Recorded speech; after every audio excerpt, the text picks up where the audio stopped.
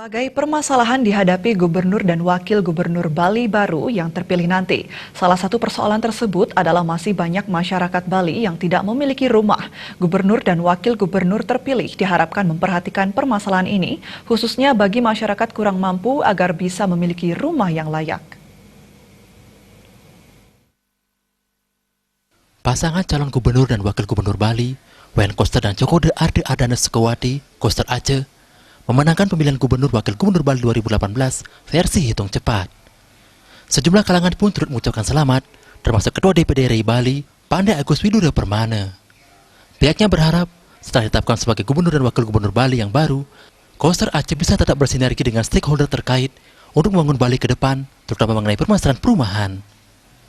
Masih banyak masyarakat di Bali yang tidak memiliki rumah, yakni berjumlah 20.431 unit.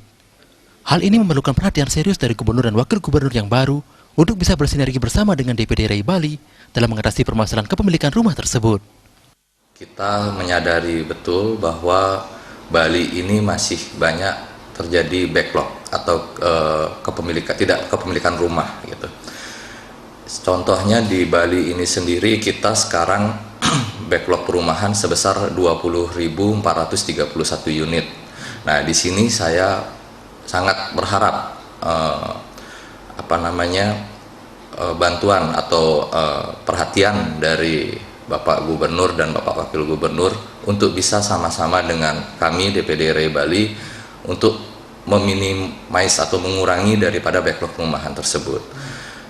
Saat ini di 20.431 backlog perumahan itu yang terbesar terjadi di Buleleng, yang disusul kemudian Karangasem dan Klungkung. Nah, mungkin 3 daripada kabupaten ini bisa menjadi perhatian tersendiri bagi Pak Gub dan Pak Wakil Gubernur. Pihaknya juga siap untuk bersinergi dengan pemerintah yang baru dan bersama-sama membangun Bali ke depan agar lebih baik lagi. Andika, Bali TV.